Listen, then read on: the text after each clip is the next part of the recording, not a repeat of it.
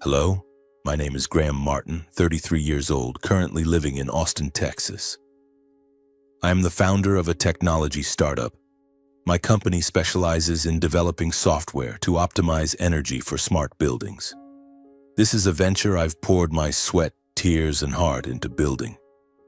If you met me today, you'd likely see a confident man leading a thriving company, living a life many dream of. But if you asked about my past, I'd tell you a story that's far from easy. A story that begins in the warm days of childhood, then suddenly plunges into darkness, where I learned that family isn't always the safest place. I was born an orphan. I have no memories of my biological parents, only that they abandoned me at an orphanage on the outskirts of Dallas. When I was 3, a middle-class couple, Robert and Ellen Harper, adopted me. They lived in a charming little house in Fort Worth with a white picket fence and a garden full of daisies. The first time I stepped into that house, I was too young to understand the meaning of family, but I felt warmth. Ellen, my adoptive mother, had a gentle smile like spring sunlight. She'd hold me, sing lullabies, and tell stories about rabbits in the forest. Robert, my adoptive father, was a tall, stern man, but always made time to play basketball with me after work at the bank. I called them Dad and Mom, and in the tender heart of a child, I believed they loved me like their own. My early years were like a pastel painting. I remember Sunday mornings when Mom sat at the kitchen table baking buttery cookies that filled the air with their aroma, while Dad taught me how to tie my shoes. I loved running around the backyard where Dad had built a wooden swing with his own hands. "Graham, you'll soar like an eagle," he'd laugh, pushing me on the swing while Mom waved from the porch. In those moments, I felt like I had everything a child could need: love, care, and a sense of belonging. I thought I was the happiest kid in the world. But then, everything changed. When I was 6, my mother gave birth to twins, a boy and a girl, James and Lily. The day they were born, I stood outside the hospital room clutching a yellow balloon Dad had bought me.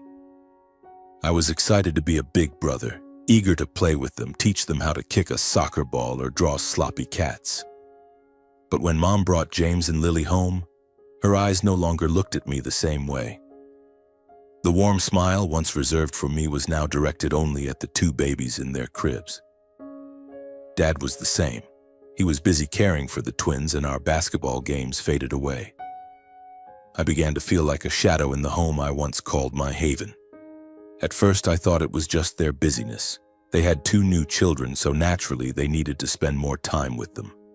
I tried to help, mopping the floor, folding clothes, or even singing lullabies to the twins when Mom was tired. But every time I tried to get close, I was met with cold looks or words sharp as knives.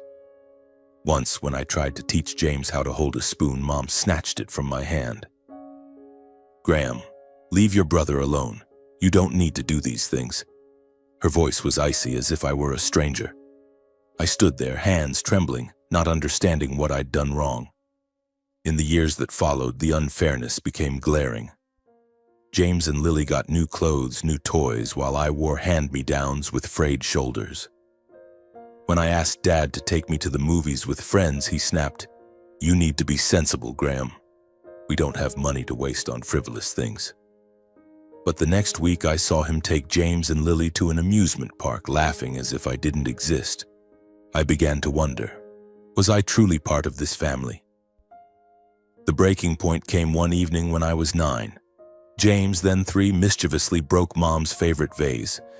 I tried to stop him, but Mom walked in, saw the shards on the floor, and turned to me.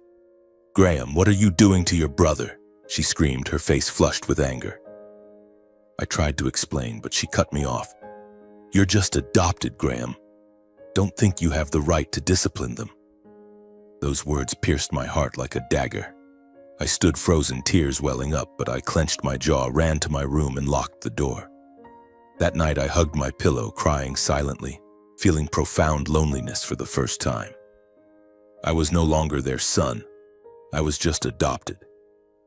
From then on, I became withdrawn. I spoke less, smiled less, and avoided family dinners. I found solace in old books at the school library, where I could escape to other worlds where no one called me adopted. But despite the pain deep down, I was still grateful to my adoptive parents. They'd given me a roof, food, and clothes. I told myself that one day I'd succeed, repay them, and maybe, just maybe, they'd look at me like a son again. The rest of my childhood was a struggle to hold on to a shred of self-respect. I excelled in school, always at the top of my class, but never received praise from my parents. Meanwhile, James and Lily only had to scribble a drawing to be showered with hugs and have their artwork hung on the wall. Once I won first place in a school science competition and brought home a trophy to show them. Mom glanced at it and said, "That's nice, Graham, now go do your homework." But when Lily won a game at the park, Mom hugged her, beaming. "My girl is so talented." I stood there holding the trophy, feeling invisible. I began to question if I'd done something wrong. Was I not good enough? Was it because I wasn't their biological child that their love for me had limits? Or was there another reason? I didn't know. I let the pain and loneliness gnaw at my fragile soul. When I turned 18, I came to a painful realization. It wasn't that I was wrong, but that they had chosen not to love me. That truth hurt, but it also ignited a fire within me. I decided that even if they didn't see me as their son, I would live well and succeed, not to prove anything to them, but to prove it to myself. The day I packed my suitcase and left the house in Fort Worth, I didn't cry. I just told myself, "Graham, this is your chance. Don't look back." And I walked away carrying the scars of my childhood, but also a spark of hope that one day I would find a place where I truly belonged. I was accepted into the University of Texas at Austin with a partial scholarship, enough to cover tuition but not living expenses. My adoptive parents didn't give me a single dime. On the day I left, Dad just nodded and said, "Good luck," while Mom was busy cooking for James and Lily. I stood at the gate, looking at them one last time, hoping for a hug or a word of encouragement, but there was nothing. It felt like I had never existed in that house. I turned away, dragging my worn-out suitcase, and boarded a bus to Austin, where I would start from scratch. Austin in 2010 was a vibrant city full of opportunities, but also unforgiving to those with nothing.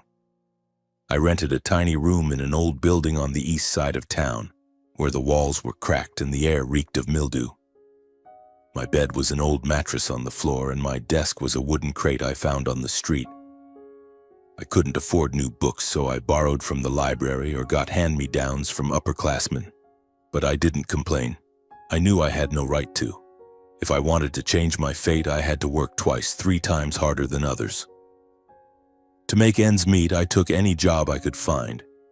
During the day, I attended classes. At night and on weekends, I worked as a server at a cafe near campus. Shifts stretched past midnight, my feet aching and the smell of coffee clinging to my hair. Some days, difficult customers yelled at me for bringing a latte instead of a cappuccino. I'd bow my head, apologize, and keep serving, because every tip was a meal for tomorrow. On top of that, I delivered pizzas on weekends. Pedaling through Texas's 40-degree heat, sweat soaking my shirt, I dropped off pizzas at well-kept houses where kids laughed in the yard. Seeing them, I couldn't help but think of James and Lily, of the days I dreamed of being loved like that. But I quickly pushed those thoughts away. The past was something I couldn't change, but the future was in my hands. College life wasn't easy. I studied software engineering, a field that demanded focus and creativity, but I was often exhausted from overwork. Some nights I sat in front of an old borrowed computer trying to finish coding assignments while my eyes burned from lack of sleep. I remember once during a group project I passed out at the keyboard, only waking up when a friend shook me. "Graham, you okay?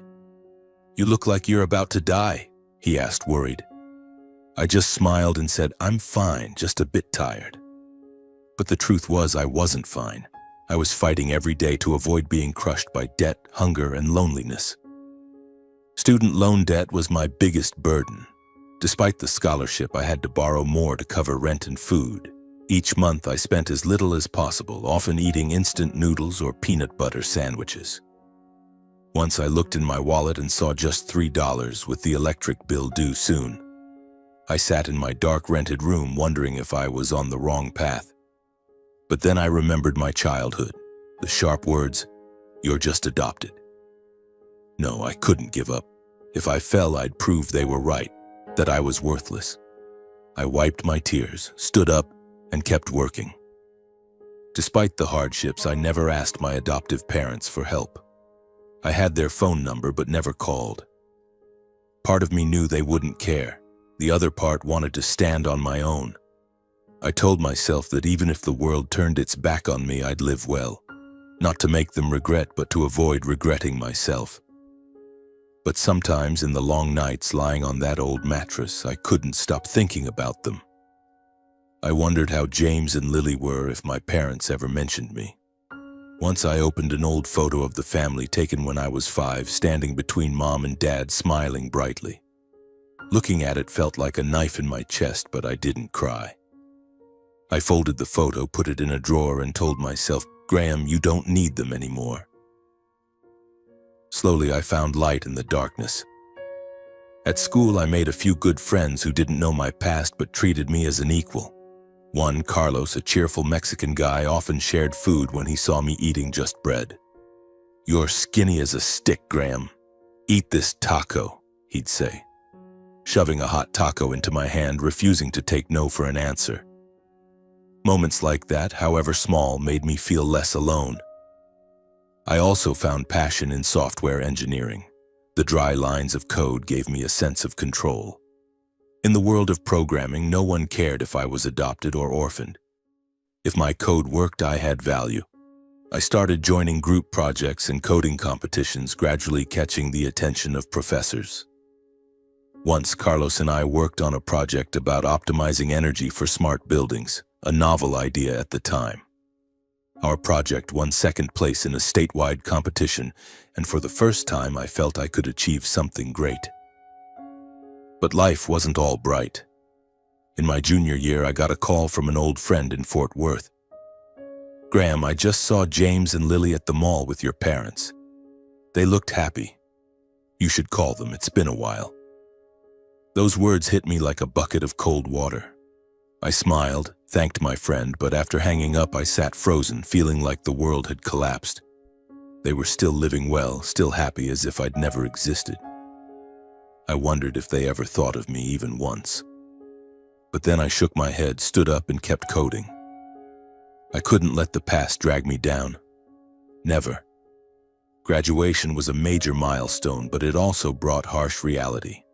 I graduated with honors, but the job market was tough due to an economic downturn.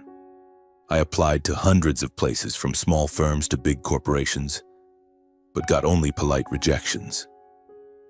My student debt loomed larger, forcing me to move to an even cheaper apartment where neighbors' arguments pierced the thin walls every night. I kept working as a server and delivery driver, but the money barely covered debt, let alone a future. Once delivering pizza in pouring rain, I slipped and dropped the box. My boss docked my pay and the customer yelled in my face. I stood in the rain, soaked, staring at the ruined pizza on the sidewalk. I wondered if all this effort was worth it. But then I remembered the fire that had burned in me since leaving home. I picked myself up, returned to my rented room, and kept trying. Opportunity came one fateful afternoon when I read an article about the booming green tech industry in Austin.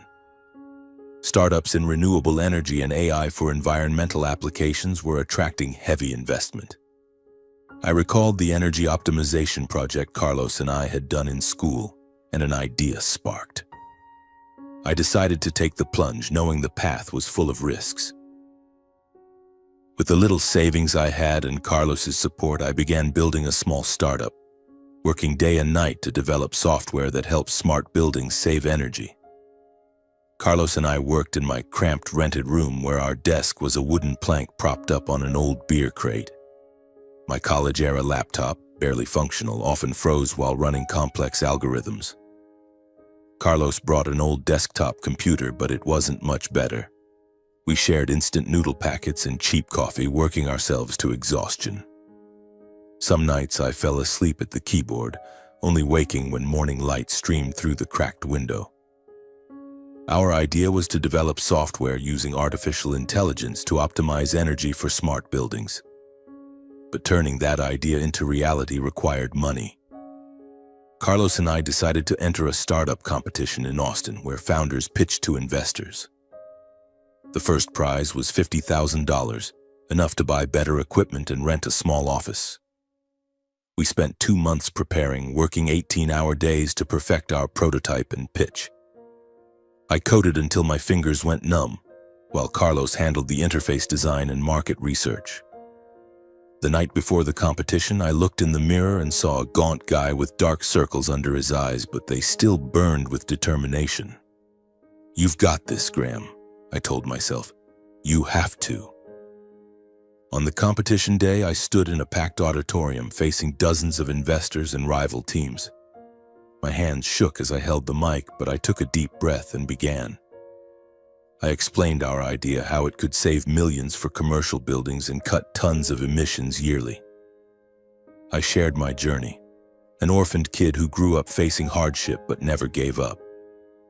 I didn't know if my personal story resonated, but when I finished, the room erupted in applause. Carlos and I locked eyes, hearts pounding. We won second place with $25,000. It wasn't a fortune, but it was enough to make me feel I was on the right path. With that money, we rented a corner in a shared workspace in downtown Austin. Our office was just a wooden table, a few old chairs, and a whiteboard covered in scribbled notes. But to me, it was everything. I finally felt I had a place to belong, a goal to strive for. We founded our company, naming it GreenSync Solutions. The name was Carlos's idea, inspired by syncing technology with the environment. I wasn't good with names, so I just laughed and agreed. In 2018, a real opportunity came. We were invited to a green tech conference in San Francisco, a major event drawing startups and big investors. Carlos and I could barely afford plane tickets, but we gritted our teeth and spent the money, knowing this could be our last shot. At the conference, we pitched to a group of investors from a venture capital firm called Eco Ventures. They were impressed by how our software used AI to predict and adjust energy in real time. After the pitch, a middle-aged woman with silver hair, Susan Miller, the fund's director, invited us to dinner to discuss further. That dinner was the first time I felt truly heard. Susan wasn't just interested in the product. She asked about my story. I told her about my journey, not to win sympathy, but because I wanted her to know I wasn't in this just for money. I wanted to create something meaningful, something that could make the world better. Susan nodded, her eyes full of empathy. At the end of the dinner, she said, "Graham, I believe in you. Not just because of the product, but because I see you never give up." A week later, Eco Ventures agreed to invest $1 million in GreenSync Solutions for a 20% stake. That money changed everything. We moved into a real office, hired 3 engineers and a marketing specialist. I began learning how to run a company, from managing finances to building a team. In 2020, GreenSync Solutions launched its first product. We signed a contract with a hotel chain in Austin, cutting their energy costs by 30% in just 3 months. Word spread and more contracts followed. Office buildings, shopping centers, even a university in California wanted our software. Revenue soared, and 2 years after the investment, the company was valued at $10 million. I, a guy who once delivered pizza in the rain, was now the CEO of a respected green tech startup. Forbes even mentioned me in an article about notable entrepreneurs under 30. Reading it, I gave a wry smile. They had no idea what I'd been through to get here. Success brought a life I never dared dream of. I moved out of the moldy rented room into a small but bright apartment in downtown Austin. I bought a reliable used car, no longer biking in the Texas heat. I sent money to Carlos so he could buy a house for his mom in Mexico. A thank you for standing by me in the tough days. But even with money, I never forgot where I came from. I still ate instant noodles when busy, wore old t-shirts to work, and kept that adoptive family photo in my drawer. Not because I missed them, but to remind myself how far I'd come. Though my life has transformed, I still carry an emptiness inside. I haven't contacted my adoptive parents, Robert and Ellen Harper, since leaving Fort Worth 11 years ago. In quiet moments, I sometimes wonder how they're doing. Despite the heartbreak their treatment caused, I remain grateful to them. They may not have loved me as their own, but I can't deny they took me in, giving me a home when I was an orphan child. I told myself that one day I would repay them, not to beg for affection, but to prove I've lived well, that I haven't let the past define me. The idea of a gesture of gratitude began to take shape. I wanted to do something grand, something that would make them see me differently. Then I thought of a beachfront villa, a perfect gift for Dad's 65th birthday, a milestone worth celebrating. In 2023, I sold a portion of my company shares during a second funding round, securing a substantial sum. With that money, I quietly began searching for the right villa.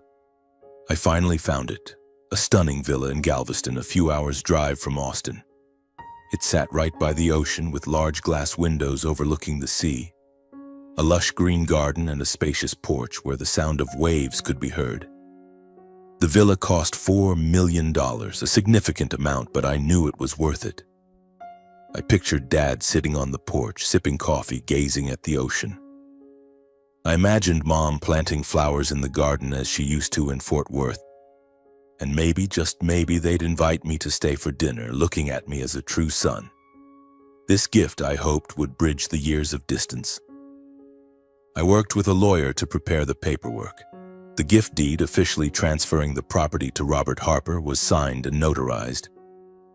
I kept it a secret, not telling anyone, not even Carlos. I wanted it to be a surprise, a moment that could change everything. I counted down the days to Dad's birthday, January 4th. I knew I wouldn't be invited to the party, but I decided to show up, bringing the deed and a heartfelt wish. I didn't expect hugs or apologies. I only hoped they'd see I'd become someone they could be proud of. In the days leading up to it, I couldn't stop thinking about the past. Some nights I pulled the old family photo from the drawer, staring at the 5-year-old boy beaming between his parents. I wondered if they remembered those days when they held me, when they sang me to sleep. I didn't know the answer, but I chose to believe that deep down, they still held some affection for me. This gift, I thought, would awaken that. Dad's 65th birthday arrived. I drove from Austin, my heart pounding like a kid awaiting Christmas presents. The gift deed rested in a white envelope, carefully placed on the passenger seat. I wore a simple suit, feeling the need to look polished for the first time in years. On the drive, I rehearsed my greeting in my head. "Happy birthday, Dad. I have a special gift." I imagined Dad's surprise, Mom's smile, and maybe, just maybe, they'd see me as a true son, no longer the adopted kid forgotten. The 3-hour drive from Austin to Fort Worth gave me too much time to think. I recalled my childhood in that house. Sunday mornings with the scent of Mom's butter cookies, Dad pushing me on the swing, laughing, "Graham, you'll soar like an eagle." But when James and Lily were born, everything crumbled. I became a shadow, sidelined in my own family. Mom's words when I was 8, "You're just adopted," still echoed in my head, sharp as a knife. Yet I remained grateful. They had taken in an orphan child, and I wanted to repay them with this gift, hoping it would erase the years of distance. I arrived at the old house in Fort Worth in the late afternoon. The white picket fence still stood. Mom's daisy garden was meticulously tended. Music and laughter spilled from the backyard, where the party was in full swing. I took a deep breath, clutching the envelope, and walked through the gate. My heart raced, tinged with fear. I wasn't invited. No one knew I was coming. But I told myself, "You've come this far, Graham. Don't stop now." The backyard was packed. Over 50 guests, from friends and relatives to my parents' colleagues, gathered around white-clothed tables. A small band played cheerful tunes, and the aroma of grilled meat filled the air. I stood at the edge, trying to blend in, but the moment I stepped forward, I felt eyes on me. James and Lily, now 27, spotted me almost instantly near the food table. James, tall with blonde hair, wearing an expensive shirt, smirked when he saw me. Lily, her long hair tied high in a bright red dress, giggled behind her hand, her eyes glinting with mischief.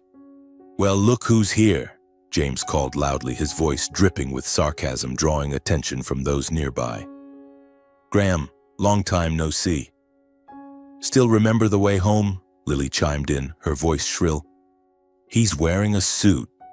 Don't tell me you're here to beg for a job at Dad's bank." They burst into laughter, as if I were a living joke. My face burned, but I forced myself to stand tall, gripping the envelope. "I'm here to wish Dad a happy birthday," I said, keeping my voice steady. "And I have a special gift for him." James raised an eyebrow, stepping closer, his wine glass sloshing. "A special gift, really? Let's see, a cheap tie or a self-drawn picture?" He sneered, eyeing me up and down. Lily, standing behind, added, "Hold on, Graham. Dad's got a special gift for you today, too. Bet you'll cry when you find out." They exchanged glances, giggling as if they held a secret I wasn't privy to. "What gift?" I asked, my voice laced with unease and a bad feeling. James shrugged, his smile smug. "Just wait. Dad'll announce it soon. Trust me, you'll want to see it before doing anything stupid." Their words made me pause. A gift from Dad? After 11 years of silence, could he be trying to make amends? I didn't dare hope, but a part of me, the boy who once craved their love, wanted to believe. "I'll wait," I said, my voice low but firm. James and Lily laughed loudly as if I'd said something hilarious. "Good call, Graham, don't go anywhere," Lily said, then pulled James back to their friends, leaving me alone in the sea of people. I scanned the crowd, searching for my parents. I spotted them near the main table, Dad in a gray suit, Mom in an elegant floral dress. As I approached, they looked up and I saw shock in their eyes. Dad froze, his wine glass halting midair. "Graham," he uttered, his voice stunned as if seeing a ghost from the past. Mom, Ellen, raised a hand to her mouth, her eyes wide with a flicker of panic. What are you doing here?" she asked, her voice trembling as if my presence was unwelcome.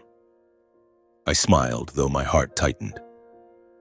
"I'm here to wish Dad a happy birthday," I said, holding up the envelope. "And I have a special gift." Dad glanced at the envelope, then at me, his eyes a mix of surprise and discomfort. Mom turned away, avoiding my gaze, her hands clasped tightly in front of her. "Thank you, Graham. Later, okay?" Dad said, his voice flat. Then he resumed chatting with the man beside him. I stood there, feeling like an outsider, but I didn't leave. I wanted to give the gift, to show them who I'd become. And I wanted to know what special gift James and Lily had mentioned. The party went on, but I was sidelined. No one offered me a seat or asked how I was. I stood near the fence, watching people eat and laugh as if I were an invisible ghost. James and Lily occasionally glanced at me, whispering and giggling. I tried to ignore them, but each smirk felt like a small stab. I told myself to be patient, that the moment I gave the gift would change everything. I imagined Dad opening the envelope, reading the gift deed, and realizing how hard I'd worked to honor them. But deep down, a voice warned, "Graham, you're hoping for too much." Then the pivotal moment came. Dad stepped onto a small platform in the yard, tapping his glass to draw attention. The crowd fell silent, all eyes on him. "Thank you all for being here today," he began, his warm voice carrying through the air. "Today isn't just my 65th birthday, it's also a chance to share an important decision." He pulled a document from his pocket, holding it up. "This is my will. I want everyone to know that my assets, this house, my bank accounts, everything will be divided equally between James and Lily, my beloved children." But he didn't stop there. His words turned sharp, aimed at me.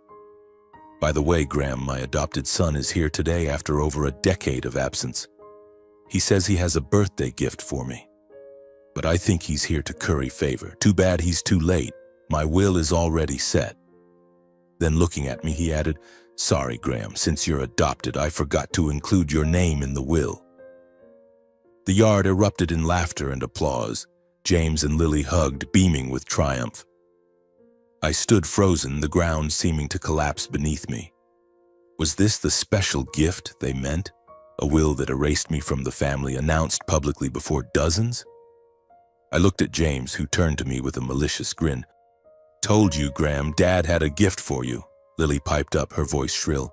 "I said he'd cry. Look at his face." They laughed loudly, as if my pain were a hilarious joke. Some guests glanced at me, their eyes a mix of curiosity and pity, but no one spoke up. I looked at Dad, hoping he'd say it was a prank to liven the mood. But no. He stepped off the platform and resumed the party as if I didn't exist. Mom stood there, silent, hands clasped, her face expressionless. My heart shattered. All the years of hard work, sleepless nights, and hopes for a family, gone in this moment. I was that 8-year-old boy again, standing in the kitchen, hearing Mom snap, "You're just adopted." Those words, after 25 years, were echoed by my adoptive father once more. Tears welled up, but I refused to cry. I couldn't let James and Lily see me break. I couldn't let my parents think they'd won. Clutching the envelope, my fingers trembling, I stepped forward, standing in the middle of the yard, facing Dad. The crowd fell silent, all eyes on me. "I came here to repay you, not to beg," I said, my voice shaking but clear, ringing through the stillness. I held up the gift deed for all to see. "This is the deed to a beachfront villa in Galveston worth $4 million. I bought it intending to gift it to you both to thank you for raising me." A murmur rippled through the crowd. Dad froze, his eyes widening, his hand trembling slightly. Mom covered her mouth, her face paling as if realizing something terrible. James and Lily stood stunned, their smiles vanishing. I continued, my voice now steadier. "I've worked my whole life not to prove anything to anyone but to prove to myself. I thought this gift would bridge the gap, make you see me as a son, but now I see it's not necessary." I locked eyes with Dad, then slowly tore the gift deed into pieces. The scraps fell to the ground like fragments of my broken heart. The crowd held its breath. James and Lily gaped, speechless. Dad took a step forward, his mouth moving, but no words came out. I turned and walked out of the yard, not looking back. The music resumed, but the party's atmosphere had shifted. I heard whispers behind me. "That's Graham, the adopted son. How could they treat him like that?" But I didn't care. I walked through the gate, got in my car, and drove back to Austin, leaving that house and my last hopes for a family behind. On the drive, I didn't cry. I felt a strange relief, as if I'd shed a burden that had weighed on my shoulders for decades. In the days following the party, I tried to return to my routine. GreenSync Solutions, my green tech company, was thriving. We just signed a major contract with a chain of shopping centers in California, and my team, now over 60 strong, worked tirelessly to improve our energy optimization software. I attended meetings, joked with employees, and gave media interviews with the poise of a successful CEO. But every night back in my apartment, I faced the quiet. The family photo was gone. I'd thrown it out after the party, but memories of them still haunted me. I questioned if I'd done the right thing by tearing up the gift deed and walking away. Was there another way to end this story without a fresh scar? I realized I needed to heal. Not to forgive my adoptive parents, Robert and Ellen, or James and Lily, but to forgive myself, the young Graham who believed he had to try harder to be loved. I sought out a therapist, a middle-aged woman named Clara. At our first session, I sat in an armchair, hands clasped tightly, unsure where to begin. "Just say whatever comes to mind," Clara said, smiling. And so I did. I spoke of my abandoned childhood, my years of scraping by, and the birthday party that shattered my hopes. I let out emotions bottled up for years like a river bursting through a dam. Some sessions I cried, others I was angry, punching the pillow on the chair. But with each session I felt a little lighter. Clara helped me see that childhood wounds don't vanish just because I'd achieved success or wealth. "You've built a life to be proud of, Graham," she said during one session. "But you need to let yourself feel the pain instead of burying it." I started journaling. something I'd never done before. Each night I sat at my desk writing down thoughts, memories, and dreams of a life unburdened by the past. I wrote about Dad pushing me on the swing, Mom snapping that I was just adopted, and the moment I tore up the gift deed in front of everyone. Writing helped me see clearly, not to blame, but to understand I couldn't change them, only how I faced myself. A year passed since that birthday party. I didn't contact my adoptive parents or hear from James and Lily. They'd become part of my past, like a chapter I'd closed. But life has a way of surprising you. On a chilly March day, I was invited to speak at a sustainable energy conference in Houston as the keynote speaker. GreenSync Solutions was now a leader in green tech, and my speech was expected to inspire young startups. On stage, before over 500 people, I shared my journey, from an orphaned child to the CEO of a multi-million-dollar company. I didn't mention my adoptive parents, but spoke of the wounds that shaped me and how I turned them into drive. When I finished, the audience gave a standing ovation. I smiled, feeling I'd come a long way. After the speech, I mingled in the reception area, shaking hands with investors and chatting with students. Suddenly, an elderly woman with silver hair and a high bun wearing a green sweater approached. Her eyes were gentle but tinged with emotion. "Graham," she said, her voice warm. I racked my brain to place her. Then it hit me. She was Aunt Margaret, Mom's older sister, whom I'd met only a few times as a child. "Aunt Margaret?" I blurted, surprised. She nodded, smiling, but her eyes were red. "I heard your speech," she said. "I'm so proud of you, Graham, but I need to tell you something about Robert's birthday night after you left." We sat in a quiet corner of the venue. Margaret took my hand as if to lend me strength. She said that after I tore up the gift deed and left the party, the mood in the yard grew heavy. "Everyone was stunned, Graham," she said. "No one expected you'd achieved so much. A $4 million villa meant as a gift for Robert and Ellen. But what shocked them more was how you left, not crying, not begging, just head held high." She said some guests began whispering, criticizing my adoptive parents for their unfair treatment. A longtime friend of Dad's, George, told him bluntly, "Robert, you've lost an incredible son." James and Lily, Margaret said, initially acted unbothered. They laughed, saying I was just showing off. But when some relatives left early, unwilling to witness the pretense, the siblings fell quiet. "Lily looked guilty," Margaret said. She sat alone in a corner, saying nothing. James tried to act confident but drank too much, like he was trying to forget something. Dad, Robert, didn't speak for the rest of the party. He sat at the main table, staring at the torn pieces of the gift deed on the ground, his eyes vacant. Margaret said that as she left, she saw him pick up each piece and slip them into his pocket. Hearing Margaret's account, a wave of emotion surged through me. I didn't know what to feel: pain, anger, or just emptiness. "Do you think they regret it?" I asked, my voice hoarse. Margaret sighed, squeezing my hand. "I believe they do, Graham.